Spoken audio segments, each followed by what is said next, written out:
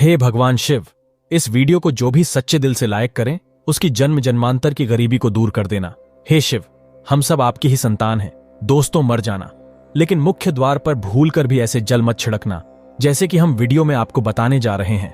दोस्तों, मुख्य द्वार पर गलत तरीके से जल छिड़कने से घर बर्बाद हो जाता है। और हो सके तो जब भी घर के मुख्य द्वार पर जल छिड़काव करे तब गणेश जी का यह मंत्र जरूर बोले, जो कि कुछ देर बाद हम आपको वीडियो में बता देंगे।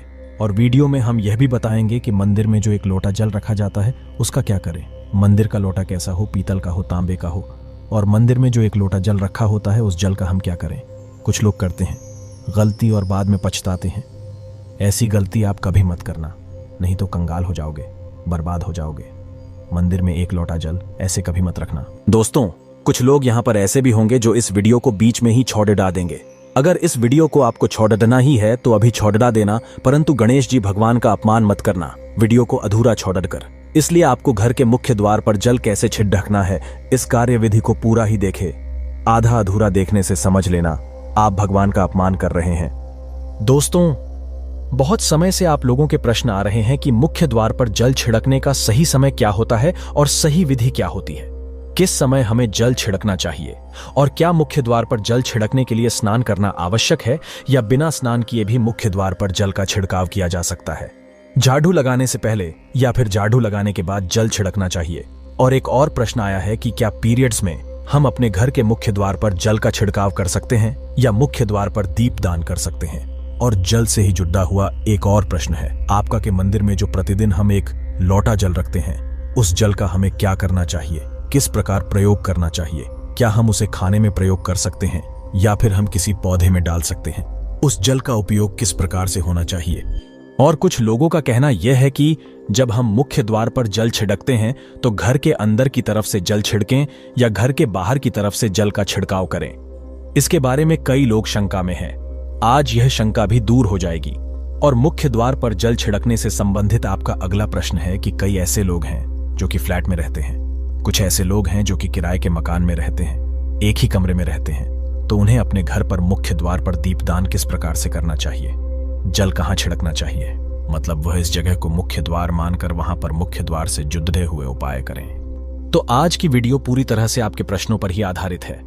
मुख्य द्वार पर जल छिड़कने का सही समय क्या होता है और सही विधि क्या होती है। तो देखिए, अगर आप मुख्य द्वार पर जल छिड़कते हैं तो आपको ध्यान रखना है कि जल आप एक दिन पहले ही, मतलब रात को सोने से पहले, एक पात्र में, कोई भी आप पात्र ले सकते हैं। जैसे कि आप एक तांबे का भी पात्र ले सकते हैं। तांबे का ना हो तो आप पीतल का ले सकते हैं, स्टील का ले सकते हैं, चांदी का ले सकते हैं, जो भी पात्र आपके पास उपलब्ध हो। एक लोटे में थोड़ा सा गंगा जल डाल दीजिए और उसके ऊपर शुद्ध जल भर दीजिए।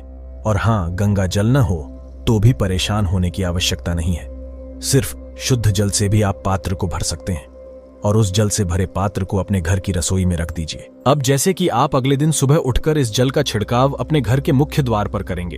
अब बहुत से भक्तों के प्रश्न आए हैं कि क्या हम स्नान से पहले यह जल छिड़क सकते हैं या फिर स्नान करना आवश्यक है। देखिए, मुख्य द्वार पर जो सुबह सवेरे सबसे पहले जल छिड़का जाता है, जैसे कि जो रसोई में रखा हुआ जल होता है, यह एक तरीके से उपाय के तौर पर किया जाता है। दोस्तों, घर में किसी भी प्रकार की परेशानी हो, किसी भी प्रकार के दुख दर्द रहता हो, गरीबी हो या फिर कलह क्लेश बहुत अधिक रहता है, मतलब किसी भी प्रकार की नकारात्मक ऊर्जा से आप परेशान हैं, बहुत समय से परेशानियों में ही घिरे हुए हैं, तो ऐसे में घर की रसोई में रखा जाता है और यही जल घर के मुख्य द्वार पर सुबह उठकर छिड़का जाता है। इस जल के छिड़काव से आपके घर की कोई भी परेशानी हो बहुत शीघ्र समाप्त हो जाती है। इस उपाय को करने से आपके घर में सुख समृद्धि भी आती है, कलह क्लेश से भी मुक्ति मिलती है, बीमारियों से भी मुक्ति मिलती है। मतलब देखिए, किसी भी प्रकार की मानसिक परेशानी हो, शारीरिक परेशानी हो, आर्थिक तंगी हो या आपके घर में कोई वास्तु दोष हो, किसी भी प्रकार का ग्रह दोष हो। जैसे कि कई बार ऐसा होता है कि कई लोगों के ऊपर कई प्रकार के बुरे ग्रह दोषों का प्रभाव होता है, जिसकी वजह से घर में परेशानियां हमेशा बनी रहती है। तो ग्रह दोषों के प्रभाव से भी आपको मुक्ति मिलती है, वास्तु दोष और पितृ दोष भी समाप्त होता है।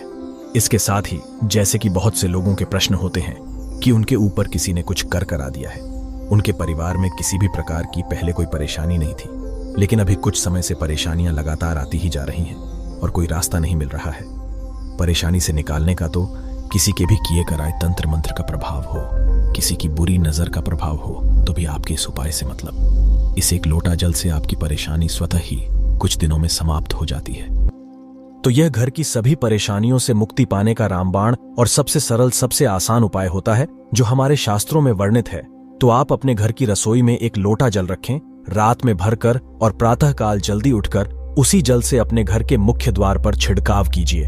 अब जैसे कि बहुत से लोगों के प्रश्न आते हैं कि यह जल हमें किस समय अपने घर के मुख्य द्वार पर छिड़कना चाहिए, तो देखिए, सुबह सूर्योदय होने से पहले इस जल का छिड़काव आपके घर के मुख्य द्वार पर हो जाना चाहिए। आप चाहें इसके बाद आप शुद्ध जल से, मतलब किसी भी दूसरे जल से अपने घर के मुख्य द्वार को धोते हैं तो कोई समस्या नहीं है, लेकिन इस जल का छिड़काव घर के मुख्य द्वार पर सूर्योदय होने से पहले हो जाना चाहिए। अब दोस्तों, जैसे आपका अगला प्रश्न है कि क्या हमें स्नान करके इस जल का छिड़काव अपने घर के मुख्य द्वार पर करना चाहिए या फिर बिना स्नान किए भी कर सकते हैं। देखिए, ये जो हम जल छिड़कते हैं, मतलब यह एक उपाय होता है, तो इसे हम स्नान करने के बाद नहीं करते हैं। सुबह जल्दी उठते हैं और उठकर सबसे पहले घर की रसोई में जाएंगे।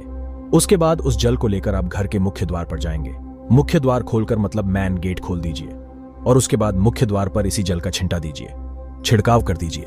और जल का छिड़काव करते समय अपने पितरों का ध्यान कीजिए, मां लक्ष्मी का ध्यान कीजिए, क्योंकि कहा जाता है कि सुबह सुबह मां लक्ष्मी प्रत्येक द्वार पर आती है, सबके द्वार पर आती है। जिनके भी द्वार खुले होते हैं, जिनके घर में जल का छिड़काव मुख्य द्वार पर हुआ रहता है, उसके घर में प्रवेश कर जाती हैं। तो महालक्ष्मी का अपने मन में ध्यान कीजिए और एक तरह से प्रार्थना कीजिए, हे मां लक्ष्मी, आप मेरे घर में प्रवेश करें, मैं आपका स्वागत करने के लिए तैयार हूं। और इसके बाद अपने पितरों का ध्यान कीजिए, क्योंकि हमारे घर की दहलीज होती है, वहीं पर पितरों का वास माना जाता है। तो जब आप दहलीज पर जल के छींटे देते हैं तो आपके पितर बहुत प्रसन्न हो जाते हैं और उनका आशीर्वाद भी आपको प्राप्त होता है। तो सुबह जो आप जल छिड़के, इसके लिए स्नान करने की आवश्यकता नहीं है, बिना स्नान किए भी कर सकते हैं। दोस्तों, वीडियो में आगे बढ़ने से पहले आपसे छोटा सा निवेदन है कि कमेंट बॉक्स में जय मां लक्ष्मी अवश्य लिखें। महालक्ष्मी जी, जो भी भक्त इस वीडियो को देख रहा है, उसके घर में सुख समृद्धि आए, उसके घर में कोई भी परेशानी नहीं आए और पूरा परिवार सुख शांति से अपना जीवन यापन करें। दोस्तों, अगर तुम में से कोई महालक्ष्मी जी को मानता है, तो अगर सच में ही भक्त हैं, आप इस वीडियो को लाइक कर कमेंट बॉक्स में एक बार जय महालक्ष्मी लिख देना और उसके मन में जो भी मनोकामना है वह पूरी कर देना। अब दोस्तों, आपका अगला प्रश्न है कि क्या झाड़ू लगाने के बाद हमें जल का छिड़काव करना चाहिए या फिर झाड़ू लगाने से पहले भी जल का छिड़काव कर सकते हैं। तो देखिए, जैसे मैंने आपको पहले ही बताया था कि उठने के बाद सबसे पहला कार्य जो आपको करना है वह जल का छिड़काव ही करना है। उसके बाद आप झाड़ू लगा सकते हैं, लेकिन एक चीज का ध्यान रखिए, जब हम सोकर उठते हैं तो सबसे पहले बिस्तर पर बैठे हुए ही अपने दोनों हथेलियों को जोड़कर और दोनों हथेलियों को सामने से जोड़कर पूरी हथेली को देखा जाता है। उसमें मां लक्ष्मी का ध्यान किया जाता है। उसके साथ ही 5 देवताओं का ध्यान किया जाता है। 5 देवता कौन कौन से होते हैं? मां दुर्गा, भगवान शिव, भगवान श्री हरि विष्णु, गणपति, गजानन और भगवान सूर्य देवता। 5 देवताओं का ध्यान हम अपने हाथों में ही करते हैं, हथेलियों में ही करते हैं। कराग्रे वसते लक्ष्मी, कर मध्य सरस्वती, कर मूले तू ब्रह्मा, प्रभाते कर दर्शनम।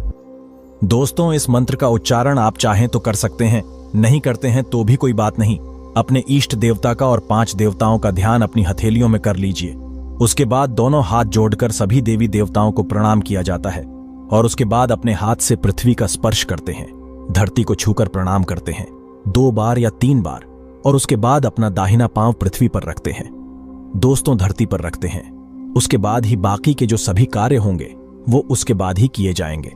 जल का छिड़काव आप उसके बाद ही करेंगे, मतलब सुबह उठने के बाद सबसे पहले हथेलियों के दर्शन, फिर धरती को प्रणाम कीजिए, फिर धरती पर पैर रखें और उसके बाद रसोई में जाकर आपको जल लेना है और घर का मुख्य द्वार खोलकर मुख्य द्वार पर जल का छिड़काव करना है, मां लक्ष्मी का और अपने पितरों का ध्यान करना है। उसके बाद आप अपने घर में आ जाएंगे और उसके बाद जो भी आपकी रूटीन वर्क होते हैं, मतलब झाड़ू लगाएंगे या फिर आप स्नान करेंगे, ये सभी कार्य उसके बाद किए जाएंगे। और अब जैसे कि कई लोगों के प्रश्न आते हैं कि जब हम जल का छिड़काव करते हैं, क्या उसी समय हम घर के मुख्य द्वार पर झाड़ू लगाकर और पानी डालकर क्या हम मुख्य द्वार की अच्छे से सफाई कर सकते हैं? जी हाँ, बिल्कुल कर सकते हैं। पहले आप जो रसोई में रखा हुआ जल है उस जल का छिड़काव कर दीजिए। उसके बाद और भी पानी डालकर, मतलब अगर आपके पास जल और उपलब्ध है तो और जल लेकर और घर के मुख्य द्वार की अच्छी तरह से झाड़ू से या कैसे भी सफाई कर सकते हैं। और कई लोगों के प्रश्न आए हैं कि हम किसी फ्लैट में रहते हैं या फिर किसी ऐसे कमरे में रहते हैं, किराए के कमरे में, कि हमारे पास एक ही कमरा है, तो हम जल का छिड़काव या फिर दीपदान कहां पर करें? किसे हम अपना मुख्य द्वार माने देखिए, जो आपका अपना कमरा है या फिर जो फ्लैट है आपका, जहां पर आपका नेम प्लेट लगा हुआ है, आप उसी स्थान पर दीपदान करेंगे और उसी स्थान पर आपको जल का छिड़काव करना है। मतलब जहां पर अगर एक ही कमरे का मकान है तो आपके कमरे का दरवाजा है, वहीं पर आपको थोड़ा सा जल छिड़कना है और वहीं पर आप दीपदान भी करेंगे, जो कि मुख्य द्वार से जुड़े हुए उपाय होते हैं। वो आप अपने घर के मतलब जो अपना कमरा है उसके बिल्कुल दरवाजे के पास ही करेंगे। और आपका अगला प्रश्न है कि क्या पीरियड में हम अपने घर के मुख्य द्वार पर जल का छिड़काव कर सकते हैं, दीपदान कर सकते हैं? देखिए, जल का छिड़काव करने के लिए पीरियड हो या ना हो उससे कोई फर्क नहीं, पड़ी डेढ़ता जल का छिड़काव कर सकते हैं। रही बात दीपदान की, तो दीपदान देखिए कार्मिक पूजा में आ जाता है और कार्मिक पूजा हम बिना शुद्ध हुए नहीं कर सकते हैं, मतलब पीरियड समाप्त होने के बाद ही आप कर सकते हैं। दोस्तों, बाकी जल का छिड़काव आप कभी भी कर सकते हैं, पीरियड्स में भी कर सकते हैं, कोई समस्या नहीं है। और अब आपका प्रश्न है कि क्या मंदिर में जो हम जल रखते हैं क्या वो रखना जरूरी है, और अगर हम रखते हैं तो उस जल का क्या करें? देखिए, मंदिर में जल रखना बहुत आवश्यक है। जल एक ऐसी चीज होती है जिसमें सभी प्रकार की जो एनर्जी होती है ऑब्जर्व हो जाती है। तो जो हम पूजा पाठ करते हैं, मंत्रों का जप करते हैं या वहां पर प्रार्थना करते हैं, जो भी हमारे अपने मन की कामना भी कहते हैं, भगवान से तो सभी चीजें उस जल में समाहित हो जाती हैं। इसलिए पूजा करने से पहले घर के मंदिर में एक लोटा जल रखा जाता है और उसके बाद दीपदान मतलब एक दीपक प्रज्वलित कर दिया जाता है। यह अग्नि और जल का एक तरह से बैलेंस भी हो जाता है और इसलिए शास्त्रों के अनुसार घर के मंदिर में एक लोटा जल भी हमेशा होना चाहिए और दीपक भी प्रज्वलित करना चाहिए। तो अब इस जल का करना क्या चाहिए? देखिए, जब हम जल रखते हैं सुबह की पूजा में रखते हैं, मतलब सुबह जो हम पूजा करते हैं, प्रातःकालीन पूजा, उस समय जल रखा जाता है और वह जल हम अगले दिन उठते हैं, मतलब जब आप अगले दिन पूजा करने जाते हैं दोस्तों, स्नान इत्यादि करने के बाद तो आप उस जल को उठाते हैं। सबसे पहले तो उस जल का प्रयोग सुन लीजिए। आप अपने घर के सारे कमरों में, मतलब पूरे घर में उस जल का छिड़काव करते हैं तो इससे आपके घर का शुद्धिकरण हो जाता है, क्योंकि वह बहुत ही पॉजिटिव एनर्जी से भरा हुआ जल होता है। इससे कई बीमारी स्वतः ही दूर हो जाती है। उस जल का छिड़काव करने से किसी भी प्रकार की नकारात्मक ऊर्जा का प्रवेश आपके घर में नहीं होता। किसी भी प्रकार की परेशानी आपके घर में हो, अगर आप नियमित तौर पर उस जल का छिड़काव करें अपने घर में, तो निश्चित ही आप परेशानियों से मुक्ति पा जाते हैं। किसी के कर तंत्र मंत्र के प्रभाव से मुक्ति पा जाते हैं। दूसरा इसका उपाय आप कर सकते हैं, जैसे कि घर में कोई बीमार है तो आप इस जल को उस व्यक्ति को पीने के लिए दे सकते हैं और यह जल इतना पावरफुल होता है कि इस जल को पीने से बड़ी बीमारियों से, मतलब लंबी बीमारियों से भी धीरे धीरे राहत मिलने लग जाती है। कई बार होता है ना कि आप लोगों के प्रश्न आते हैं कि दवाई तो हम कर रहे हैं लेकिन दवाई हमें लगता ही नहीं है, दवाई का कोई प्रभाव ही देखने को नहीं मिलता। तो ऐसे में अगर दवाई के साथ साथ उस जल को पीने के लिए रोगी को दिया जाए, यानी मेडिसिन इसी पानी से अगर खाई जाए, तो बहुत अच्छी दवाइयां काम करने लग जाती है। और जैसे कि परिवार में अगर बहुत अधिक कलह क्लेश रहता है, हमेशा आपस में सामंजस्य बनता ही नहीं है, आपस में हर बात पर मतभेद होता है, तो परिवार के सभी सदस्य इस जल में से अगर थोड़ा थोड़ा पीते हैं तो धीरे धीरे विचारों में परिवर्तन आने लग जाता है, सकारात्मक विचार सभी के होने लग जाते हैं और आपस में समन्वय होने लग जाता है। घर से कलह क्लेश और मतभेद हमेशा के लिए समाप्त हो जाते हैं। और मंदिर में रखे हुए जल का अगला उपाय क्या है? देखिए, अगर आप कोई दुकान करते हैं, कोई व्यापारिक स्थल है, आपका तो प्रतिदिन इसी जल में से थोड़ा सा जल ले जाकर दुकान पर, व्यापारिक स्थल पर छिड़काव कीजिए। इससे आपका दुकान, आपका काम बहुत अच्छा चलता है। मतलब किसी भी प्रकार की परेशानी आपके व्यापारिक स्थल पर नहीं आती है, क्योंकि जैसा मैंने आपको बताया, ये जो जल होता है बहुत पावरफुल होता है, बहुत पॉजिटिव होता है। अब मंदिर में रखा एक लोटा जल पावरफुल और पॉजिटिव से भरा क्यों होता है? क्यों इसमें सकारात्मक ऊर्जा का भंडार होता है? आइए जानते हैं। देखिए, जल जो होता है, अमृत हुआ, मीठे मीठे फल हुए, भोजन हुआ, अनाज हुआ, उससे भी बढ़कर माना जाता है। देवी देवता आपके दिए हुए इसी जल को ग्रहण करते हैं। मंदिर में एक लोटा जल रखना उतना ही जरूरी है जितना आप सुबह दोपहर शाम का भोजन करते हैं। जब हम भगवान की पूजा करते हैं और तांबे के पात्र में या पीतल के पात्र में एक लोटा जल जरूर रखते हैं। जल जो होता है सागर रूपी होता है और यही सागर आपकी नैया पार लगता है। मंदिर में एक लोटा जल रखने का कारण एक और यह होता है कि जो लोग भगवान को डेली भोजन नहीं करा सकते, तो वह मंदिर में एक लोटा जल रखते हैं ताकि भगवान इसे ग्रहण करें और यह जल रूपी प्रसाद इसके अगले दिन, यह सुबह के समय आप प्रसाद समझकर ग्रहण करें। लेकिन याद रहे, मंदिर में रखा लोटा जल कभी भी तुलसी में अर्पित नहीं करना चाहिए। उसके लिए आप अलग से तांबे के पत्र से तुलसी में जल अर्पित कर सकते हैं, क्योंकि यह जल सभी देवी देवता ग्रहण करते हैं तो इसीलिए तुलसी में डालना वर्जित है। लेकिन हां, अगर आपके घर में लड्डू गोपाल है, राधा कृष्ण है और आप एक लोटा जल उनके लिए अर्पित करते हैं, तो आप अगले दिन यानी सुबह के समय वह जल तुलसी में चढ़ा सकते हैं। मंदिर में जो एक लोटा जल रखा होता है, उसके अगले यानी सुबह के समय आप इस जल से अपनी आंखें जरूर धोया करें। इससे आंखों में रोशनी बढ़ती है और आंखों में जितनी भी बीमारी आ जाती है वह दूर होती है। शास्त्रों के अनुसार जो लोग मंदिर में एक लोटा जल भरकर नहीं रखते, तो उनके घर में अकाल पड़ जाता है, घर कंगाल हो जाता है, बर्बाद हो जाता है, परिवार में मुसीबतें आ जाती हैं और गरीबी का आगमन हो जाता है। आप चाहें तो एक लोटा जल में पुष्प आदि डालकर रख सकते हैं, बहुत ही शुभ माना जाता है। मंदिर में जो जल रखा जाता है उससे हम और क्या क्या कर सकते हैं, आइए जानते हैं। तो इस जल का छिड़काव करने से बहुत सारी परेशानियां स्वतः ही समाप्त हो जाती है। जैसे अगर आपकी दुकान पर किसी की नजर लगी है, बहुत से लोगों के प्रश्न आते हैं कि हमारे काम को किसी ने बांध दिया है, मतलब किसी की बुरी नजर ऐसी लग गई है कि पहले तो दुकान बहुत अच्छी चलती थी, अब नहीं चल रही है, तो आप इस उपाय को कर सकते हैं। निश्चित ही बहुत जल्द ही आपको परेशानियों से मुक्ति मिल जाती है और दिन दुगनी रात चौगुनी आपके व्यापार में तरक्की होती है। और हाँ, मंदिर में रखे हुए जल को आप अपने घर की रसोई में, खाना बनाने में, पीने में भी प्रयोग कर सकते हैं। लेकिन खाना बनाने में प्रयोग तभी कीजिए जबकि आपके घर में बिल्कुल सात्विक भोजन बनता हो, मतलब लहसुन प्याज अगर आपके घर में बनता हो तो खाना बनाने में इस जल का प्रयोग नहीं किया जा सकता है। फिर आप इस जल को थोड़ा थोड़ा परिवार के सदस्य मिलकर ग्रहण कर सकते हैं और बचे हुए जल को आप अपने घर में पौधों में डाल सकते हैं।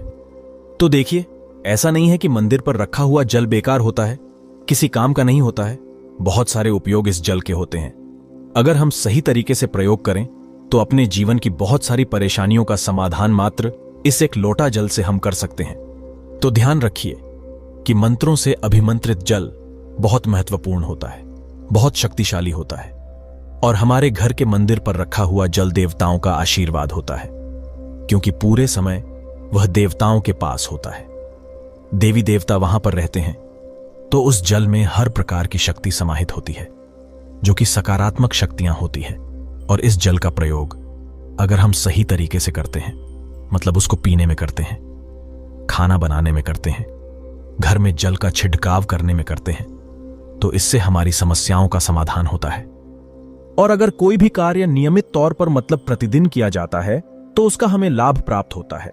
कभी कभी करेंगे तो निश्चित ही आपको उतना लाभ दिखाई नहीं देगा, लेकिन अगर आप नियम बना लेंगे कि हर रोज उसी जल से घर में छिड़काव करना है, घर में प्रत्येक व्यक्ति को थोड़ा थोड़ा पीने के लिए देना है, बचे हुए जल को पौधों में डाल दीजिए, दुकान पर छिड़क दीजिए, अपने घर के व्यापारिक स्थल पर छिड़काव कीजिए, बच्चों की बुक्स शेष में अपने घर की तिजोरी में हर जगह इस जल का छिड़काव कीजिए और नियमित तौर पर कीजिए। चमत्कार आपको निश्चित ही देखने को मिलेगा।